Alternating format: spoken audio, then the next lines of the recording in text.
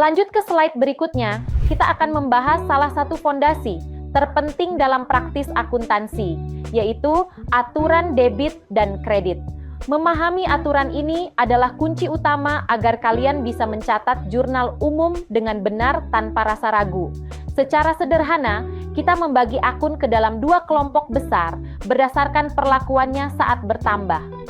Akun-akun yang masuk dalam kelompok aset, beban, dan private akan dicatat di sisi debit saat nilainya bertambah. Sebaliknya, untuk akun-akun kelompok liabilitas, ekuitas, dan pendapatan, penambahan nilainya justru akan dicatat di sisi kredit. Dengan menghafal pemetaan dasar ini, kalian akan memiliki navigasi yang jelas dalam menentukan posisi setiap akun saat menghadapi berbagai jenis transaksi bisnis di lapangan. Lanjut ke slide berikutnya, kita akan membedah aspek teknis melalui format jurnal umum. Agar pencatatan tetap konsisten dan mudah dipahami oleh siapapun yang membacanya, jurnal umum memiliki format standar yang terdiri dari 5 kolom utama. Dimulai dari kolom tanggal untuk mencatat waktu kejadian secara kronologis, kolom keterangan untuk menuliskan nama, akun yang didebit dan dikredit beserta penjelasan singkatnya, hingga kolom referensi atau ref untuk kode akun. Terakhir, terdapat kolom debit dan kredit untuk mencatat nilai nominal uangnya. Perhatikan contoh di layar. Saat terjadi setoran modal awal, akun kas ditulis merapat ke kiri di posisi debit, sementara akun modal pemilik ditulis agak menjorok ke kanan di posisi kredit. Kerapian dalam mengikuti format ini adalah cermin dari profesionalisme pengelolaan keuangan bisnis Anda. Lanjut ke slide berikutnya, kita akan membedah secara rinci komponen format jurnal umum agar Anda tidak bingung saat mengisi tabelnya nanti. Ada 5 elemen utama yang harus diperhatikan. Pertama adalah tanggal, yang menunjukkan kapan transaksi tersebut terjadi. Kedua adalah keterangan, tempat Anda menuliskan nama akun yang didebit dan dikredit, lengkap dengan penjelasan singkat transaksinya. Ketiga adalah kolom referensi atau ref, yang nantinya diisi dengan nomor kode akun saat data dipindahkan ke buku besar. Terakhir, terdapat kolom debit dan kredit untuk mencatat jumlah nilai uang di masing-masing posisi. Pastikan setiap komponen ini terisi dengan teliti karena kelengkapan data di jurnal umum akan memudahkan proses audit dan penelusuran keuangan bisnis Anda di masa mendatang. Lanjut ke slide berikutnya, kita akan membahas langkah-langkah mencatat jurnal umum. Agar proses pencatatan kalian akurat dan sistematis, ada 5 tahapan yang harus diikuti secara berurutan. Dimulai dengan identifikasi transaksi untuk memastikan kejadian tersebut memang berdampak keuangan. Lalu masuk ke analisis transaksi guna menentukan akun apa saja yang terpengaruh. Setelah itu, gunakan aturan yang telah kita pelajari untuk menentukan posisi debit dan kredit.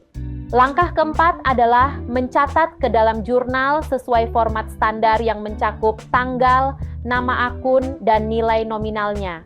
Terakhir, jangan lupa melakukan verifikasi keseimbangan untuk memastikan total debit selalu sama dengan total kredit. Dengan disiplin mengikuti alur ini, kalian akan meminimalkan risiko kesalahan data yang bisa berdampak fatal pada laporan keuangan bisnis kalian. Lanjut ke slide berikutnya, mari kita terapkan langkah-langkah yang baru saja kita bahas ke dalam contoh analisis transaksi. Bayangkan perusahaan Anda membeli persediaan barang dagang senilai 5 juta rupiah, namun pembayarannya dilakukan secara kredit. Pertama, kita identifikasi bahwa ini adalah transaksi yang sah. Kedua, hasil analisis menunjukkan 2 akun yang terpengaruh. Akun persediaan yang merupakan aset dan akun utang dagang yang merupakan liabilitas. Karena persediaan bertambah, maka sesuai aturan, akun ini kita posisikan di debit. Sebaliknya, karena utang perusahaan juga bertambah, maka akun utang dagang kita catat di posisi kredit. Hasilnya, jurnal kita tetap seimbang dengan nilai 5 juta rupiah di kedua sisi, memberikan gambaran yang jujur atas kewajiban baru yang dimiliki perusahaan. Lanjut ke slide berikutnya, kita akan mengenali beberapa jenis-jenis transaksi yang sering terjadi dalam operasional sehari-hari. Pemahaman ini penting agar kalian bisa mengidentifikasi akun dengan cepat. Pertama, ada transaksi kas yang melibatkan penerimaan atau pengeluaran uang tunai dan bank. Kedua adalah transaksi kredit, yaitu pembelian atau penjualan yang pembayarannya dilakukan di masa mendatang sehingga memunculkan utang atau piutang. Ketiga, transaksi beban yang mencakup seluruh pembayaran biaya operasional untuk mendukung jalannya bisnis. Dan terakhir adalah transaksi private, yaitu pengambilan aset atau uang perusahaan oleh pemilik untuk kepentingan pribadi. Dengan mengenali kategori-kategori ini, kalian akan lebih mudah menentukan posisi debit dan kredit saat melakukan penjurnalan nanti. Lanjut ke slide berikutnya. Ini adalah contoh jurnal umum lengkap yang merangkum berbagai jenis transaksi yang telah kita bahas ke dalam satu periode laporan. Di sini kita bisa melihat gambaran utuh bagaimana setiap transaksi dicatat. Mulai dari setoran modal awal pada tanggal 1 Maret, pembelian persediaan barang secara tunai pada tanggal 5, penerimaan pendapatan penjualan di tanggal 10, hingga pembayaran beban gaji pada tanggal 15. Perhatikan konsistensi formatnya. Nama akun yang didebit selalu ditulis merapat ke kiri, sedangkan akun yang dikredit ditulis menjorok ke kanan. Yang paling penting, jika kalian menjumlahkan seluruh kolom debit dan kredit di akhir periode, hasilnya harus selalu seimbang atau balance. Lembar jurnal yang rapi seperti inilah yang menjadi sumber data terpercaya untuk menyusun laporan keuangan yang akurat bagi bisnis kalian.